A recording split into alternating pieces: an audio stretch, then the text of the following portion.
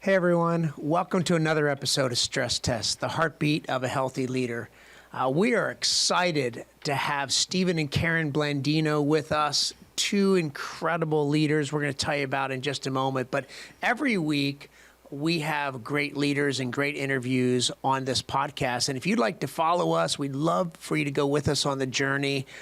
You can subscribe on our YouTube channel or any of the streaming platforms. And if you'd like to get more information, to be sure you don't miss anything, lots of times we send out some great information. Downloads, resources, newsletter. So don't miss out on any of those. Text the word stress to 833-204-2158.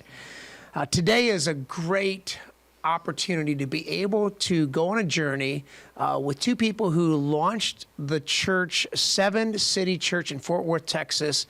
They're amazing leaders. Stephen is not just the pastor and founder of Seven City Church. He's also an amazing coach. He's a teacher. He's a writer. He has done lots of leadership training, podcasting. If you go to his website, StephenBlandino.com, you will see a wealth of information, hundreds of articles and books, lots of great content. But greater than that, we've gotten to know him through going to conferences. I actually sat in one of his breakout sessions one time at a leadership conference. He did an amazing talk on teams. So I can't wait for you to get to know them, and also Karen as well. On a recent conference that we were at, we ended up at a table with Stephen and Karen Blandino and love them. Wish they lived closer. We just connected in so many categories. Karen is not only co-founder and co-pastor with Stephen of Seven City Church, but she's also a licensed counselor. She's done school counseling. She does therapy.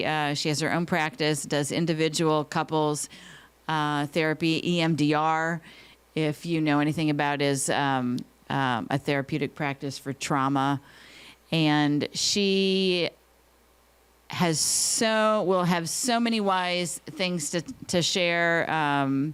She's personal. You're just going to love her. But she's all about helping heal the brokenness in people and coming alongside of them. So, and like us, they're a dynamic duo. You're going to want to connect more with them, and we're going to give you a way to do that at the end of this interview. But it's going to be so great, so stick with us.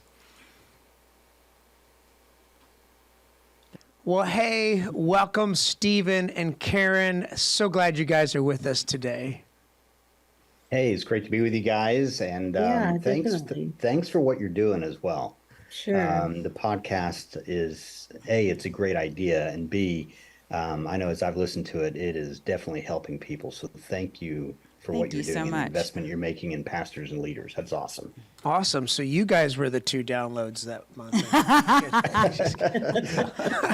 Hey, that's so great. Thank you. Keep refreshing, and I don't know if you could subscribe more than once, but yeah, thank you so much, guys. We're excited to really go on a journey with you guys today, and if you don't know, Stephen and Karen, they planted Seven City Church, as I referenced earlier, and hey, I would love for you to talk a little bit, Stephen, about the vision behind this, because first of all, probably people mispronounce or say the wrong name many times or call it all kinds of different things or spell it differently. But this was very specific to you, having a vision, working in Fort Worth. And tell us a little bit about what's unique about that vision. Yeah, and to be honest, we connected the name of the church to the vision when Karen and I were praying about what are we going to call this thing, right? What I knew is that I wanted to make sure the name of the church reflected the vision of the church. And so we say that our vision is to see cities transformed by equipping people to do three things: to know Christ, to experience community, and to influence culture. And so we're located right near the heart of Fort Worth, Texas, just right outside of downtown. And so we have a passion for urban church planners particularly, and feel a call to help in that capacity. And so whenever we name the church, if you take the name of the church, Seven City Church, backward, I'll explain what it means. So the church, obviously, we're about the mission of Jesus Christ. The word city represents our heart for large, major, culturally influential cities. And the number seven really comes down to two things. One is that the number seven represents, it's the number of completion, the number of wholeness. So it represents our vision to see cities whole and complete. But it's also a reference to the seven channels of culture and business, education, government, arts, entertainment, media, the church, social sector, family. Just see the idea that we want people to catch a vision for whatever channel of culture God's put them in. Because we believe God has a vision for that channel of culture. He has a vision for family. He has a vision for government and education and business. And I think if you read the book of Proverbs, you see a pretty great spelled out vision of what business can even look like, right? So cool. So we challenge people to, we're not going to start a bunch of ministries and all these different channels of culture, but instead we want to challenge people to catch a vision for what God wants to do in their channel of culture and use their influence accordingly. Use it to cause flourishing in that channel of culture. In fact, whenever in Jeremiah 29, whenever, Jeremiah says, to work for the peace and the prosperity of the city, that word peace is really a word that describes flourishing. So we like to say to our congregation, hey, work for the flourishing of whatever channel of culture God's put you in. Yeah. And let your let what he desires to do there come to bear, and do so in a way that honors Christ. Do that in a way that is full of wisdom and full of grace. A lot of times we'll say this: speak the truth in grace. And there's a lot of speaking the truth out there, but it's not always in the tone of grace. So we like to say speak the truth in the tone of grace. Yeah. And so anyway, whatever channel of culture God's put you in, do that. So we will champion people, and we believe that your purpose in life is going to most connect to whatever place he is. It's going to reveal to you the place that you need to serve. And sorry, you opened your mouth at the same time. I was going to say your vision for church dovetails so great with Karen's. I was just going to say the same thing. Yeah, we're so alike. Dovetails so great with your calling as a professional counselor and your work from school. Yeah, bringing to wholeness to the practice. city. Wow. I don't know if you want to, I know we're going to get to that probably more later, but do you have anything to add about how your passion to help people get whole factored into the church that you guys have You guys are a created? power couple, pastor and counselor in one. Like that. It really takes two people to do these things. Yeah. So that's... First of all, I just want to, Shane and Sue, just say thank you so much for what you're doing here. This has been, I listened to your podcast earlier about your stress story, and you guys have such a beautiful voice in unison. I could just hear one voice between both of y'all, and it was just really impactful. So I'm just, I was very, very blessed and very honored. Sue and I know are so honored to be on here with you guys today. Wow. Thank you. You're welcome. I like to tell Stephen, I said, we're both called to the healing profession. Yeah. And, we love being a part of this community. We love being able to share things and with people, and to walk with people in their journey, whether it's their spiritual journey or their mental health journey, their emotional health part of it. We have good news. I know in my practice, I can bring good news to people, which is part of the gospel, is, how do we help people, lift themselves up and to walk in the way that God would want them to be, and to bring this good news that can change their life for, here on earth. But I know through Seven City, we bring a message, and I know you guys through your church as part of the healing profession also, we bring a life-changing, eternity-changing message. And we feel very privileged to be a part of this and to be called to that. And I know that goes into our, belief about the work that we do is can be given to the Lord, and it's part of that culture changing that we believe very much in. That's cool. How did you feel called to get into this line of work? I don't know if we ask people that often. Yeah. Yeah, that's a great question. Stephen, of course, has his own journey. I probably went in it a little bit more blindly than Stephen did. Stephen's very on purpose. I think he was born that way. He came out of the womb with the With a with this five-step plan. plan for life, Yeah. and I tend to kind of have fallen into it over time. But God's so gracious, and He's patient with us as we figure that out. I felt called into counseling years ago. I had started out in education, and I met a counselor there who I'm still friends with. And, just kind of seeing, what I was drawn to in the classroom tend to be more on that, the social skills part and then the emotional and mental health part. So that just kind of started me on this lifelong journey. And then, of course, as Stephen has changed roles, going from youth pastor to working for a ministry and then executive pastor and then now senior pastoring. I just enjoyed the counseling part of talking with people, praying for people. You know, um, the pastoral counseling is wonderful and I love to do that. But, in the professional setting has really, I think I found a sweet spot also. So that's a little bit of mine. Stephen, I know yours is.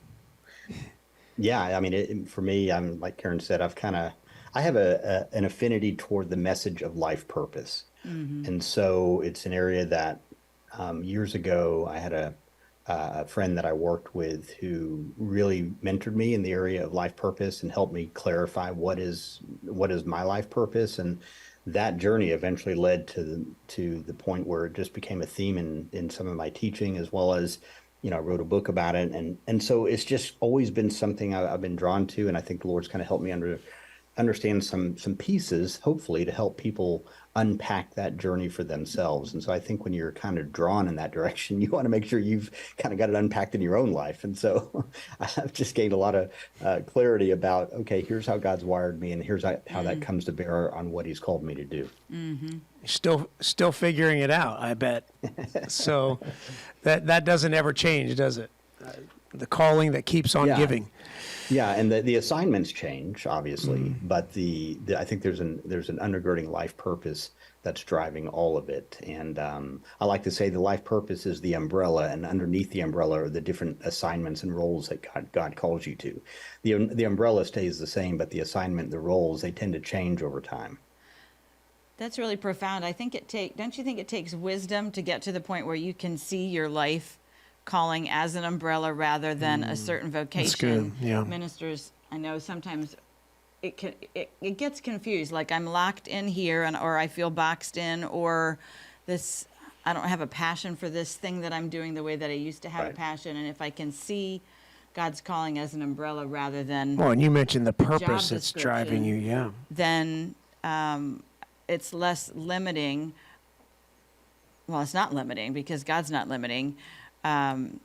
We talked about this that when we met you guys, which was such a blessing to us. We came back from that recent conference, like Blandino's this and Blandino's this. We just kept talking about the Blandinos and how much fun it was hanging out with you guys.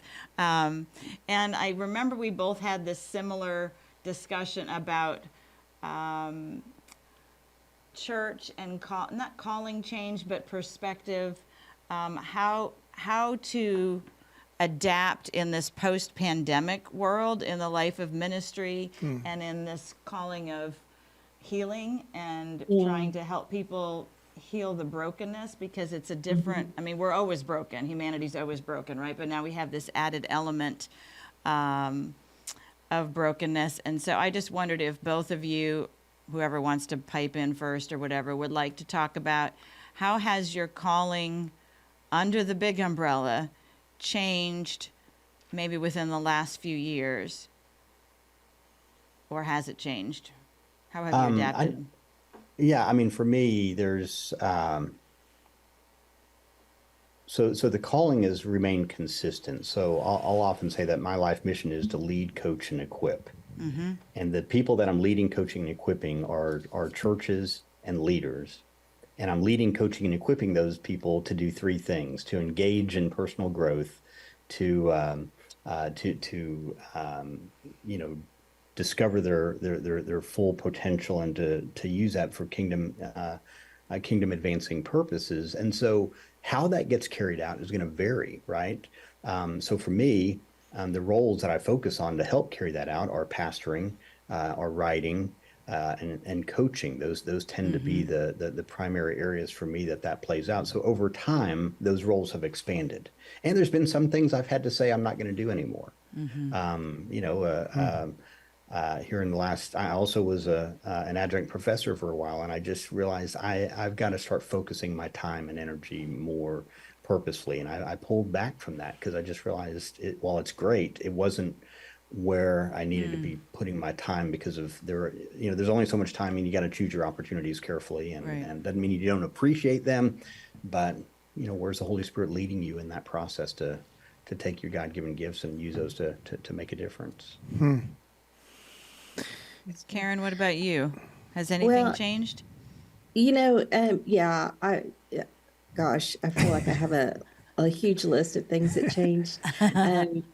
And one of the things that I felt that was very impactful for me and helpful was, of course, during COVID, we saw lots of people leaving the church, and I know that wasn't just a Seven City thing, but that was a worldwide, event that happened, and many churches, some churches have rebounded great. Some churches have, continued to, still wondering where those 50% of people are. And, as we walked through that and saw that happening, the Lord really took me on this journey of understanding grief and a very specific grief. And it's called ambiguous grief. I've always had a posture towards lament and grief and understanding the different types of grief, especially in the counseling world. But it was ambiguous grief that really kind of struck home with me because, to put it very simply, it just means that no one died, but something died. Yeah. So for a lot of ministries and for a lot of pastors, something did die for them. Yeah. Can I ask you to just pause and say that one more time for people as they're listening? Because I think that's really, really profound. Ambiguous grief is? And no one died, but something died. Something died, yeah.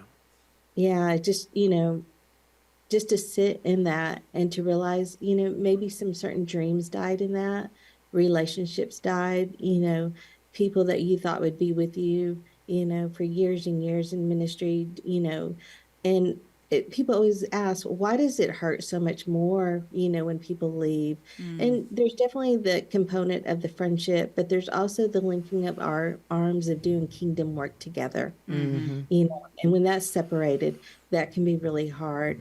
And so when people go through this, there's a goodbye without a leaving, meaning they've told you goodbye, but you still see them. You still see them on social media. You see them in the grocery store and restaurants. So it's a really unique type of grief to walk through and to sit with and to, just to find that healing that, it hurt, and there's sadness in that. And it's okay to be sad. Yeah. I don't know where we get the idea that, we have to be Superman, Superwoman in ministry, that we can't have any sad days or even a sad season, but to really recognize that there's a sadness there, because if you don't recognize the sadness, and I know, Sue, you referenced the book, The Body Keeps the Score, in your last podcast. It's so true. The sadness will cycle back around. And it will cycle back around, and what will happen is it will turn into a trauma because you never recognized it, and so all these things get compounded on top of it. And so the sooner you can recognize that sadness, sit in it with the counselor, bring it to the Lord. He's not going to fall off his throne. If you come to him and tell him, I'm super upset that so-and-so left, or, that this dream that I had of the church, isn't here like what I thought it would be. So I know for me, I felt I just had to do some deep diving into what this meant in ministry specifically. And I believe, and I'm hopeful, there's also hope in it. I think when we can grieve, that there's still hope that you can find as you may not always find all the closure, but you can still find hope in that. So Yeah. I hope, help Stephen and I being able to sit through that, I feel like has been something that really changed in how we did ministry. That's so good. Man, I think about the stress of that. And Stephen, you lead, coach leaders all over the country, and you're always helping lots of pastors. And you guys, as you led through the church, there's probably lots of stress points that you led through.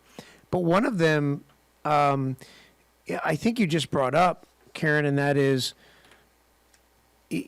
there's no closure to that kind of a goodbye. In fact, many times it's not even a goodbye. No, people just disappear. They don't say goodbye. And then you still see them on social media, and you still see them, and it's like, but they never had a conversation, and unless you reach out. I'm sure that's probably one of the stress.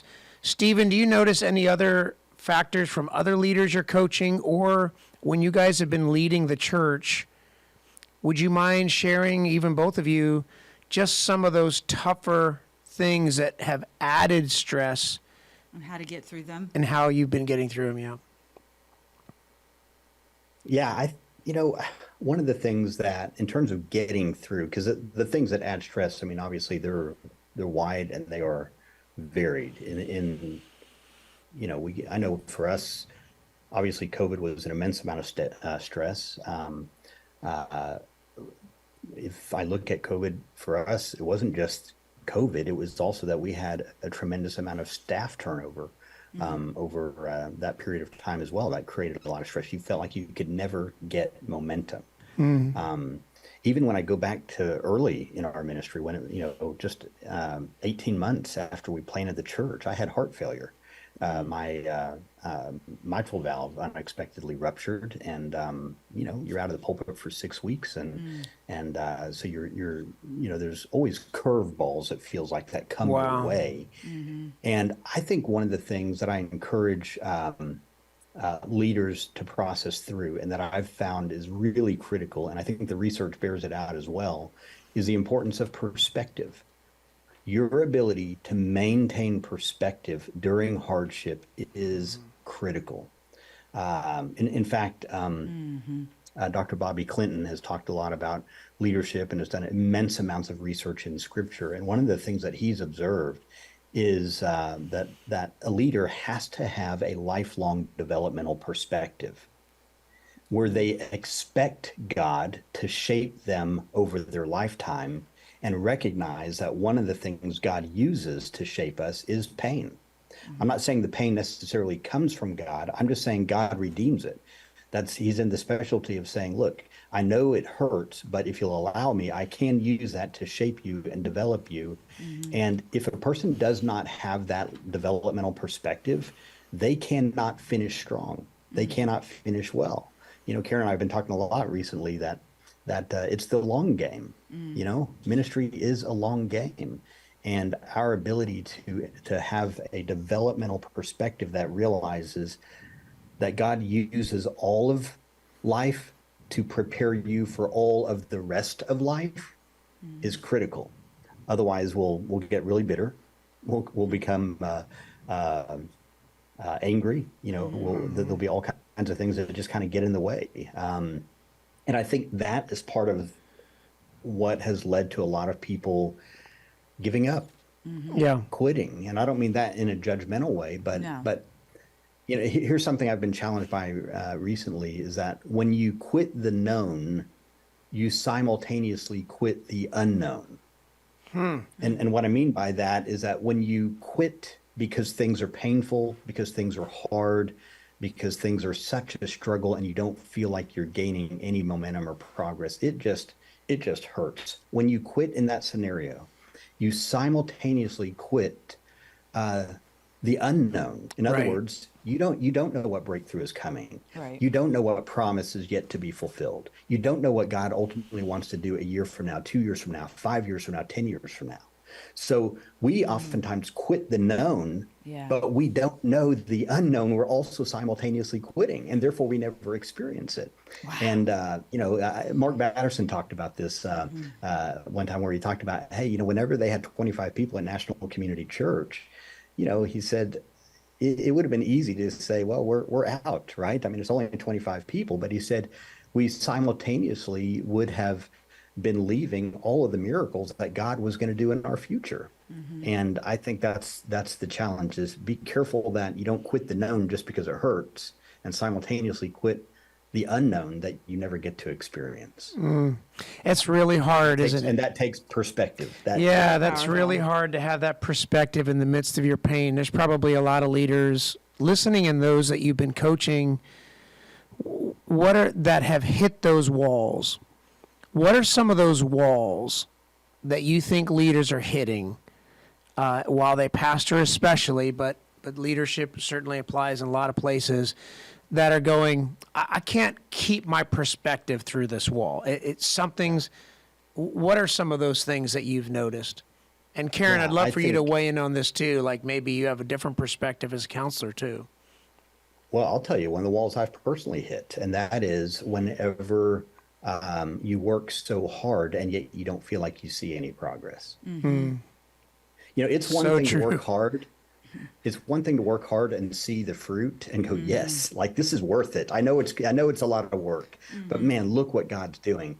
But there are other times when you just feel like you work and work and work and you're doing everything you know to do. Like with integrity, you can say, I am honestly doing everything I know to do. And you just feel like you're not seeing the progress that you would hope to see or the fruit that you would hope to see. Absolutely. And in those moments, I have to remind myself of what I just said. Like, you know, you don't know what's in the future, and keep that in mind and having that perspective. And then you also just have to back yourself up against the call of God, unless God has said something different. God did not call me just to lead when it's easy.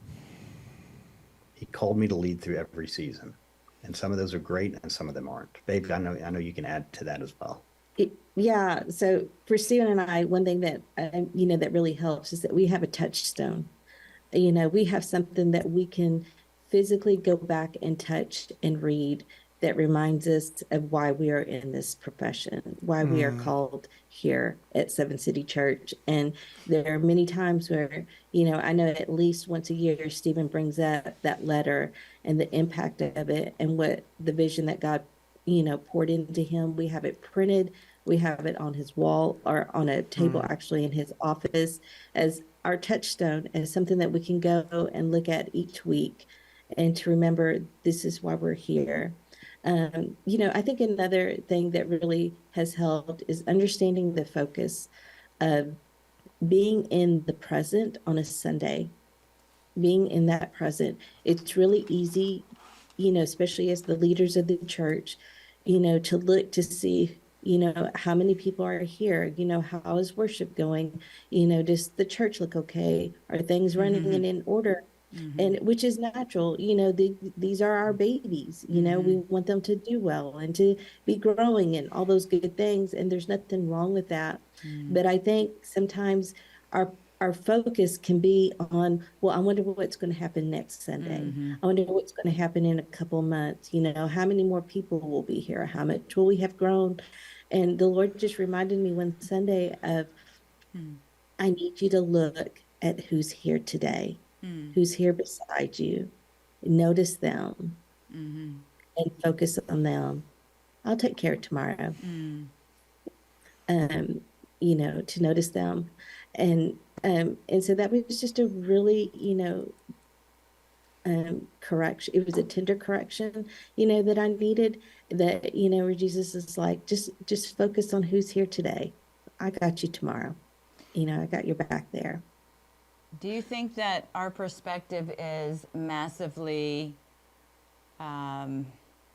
interrupted because of culture, even Christian culture, of what is considered successful, not successful? I know I sit in that same place. You're describing me on a Sunday morning because I'm looking around, and instead of seeing who's here, I'm usually looking for who's not here. Like, yes, where's so-and-so? Why aren't they here? Why aren't they sitting in their normal spot? What happened? Did they leave the church? I spiral into the negative fear. Like I can't even control it. So it's really kind of silly to think that obsessing about it is going to make any difference. But I don't know. maybe comment on how to guard ourselves from the expectations that come from outside rather than just sitting in the presence of the Lord and letting him direct. It's his church. He can do what he wants Sure. with it. Yeah, And yeah. there's always that tension of giving it back to the Lord. Every Sunday, this is my worship process of giving God back what is already his. Do you have Yeah. what is your perspective on that? See, that's great. Great question.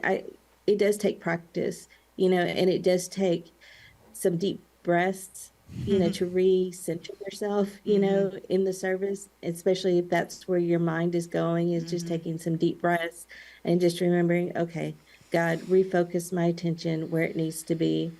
But when you talk about the culture of church, pastor to pastor, one of the things that we often see, especially if we're in the network or if we're gone to a conference or we're in a sectional meeting or a district meeting, is pastors think they're making connection with each other on the ascent of the conversation. Meaning they're like, hey, so good to see you. How many people are your church running? How many staff members do you have? How much, what does the money look like in the bank? And I can tell you, you do not make connection with that type of conversation. Okay. We don't make a connection on the ascent of our conversation.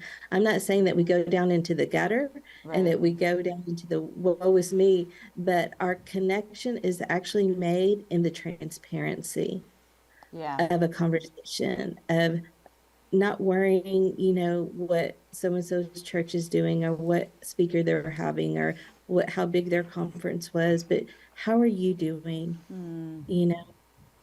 Just so good. really taking time to notice that.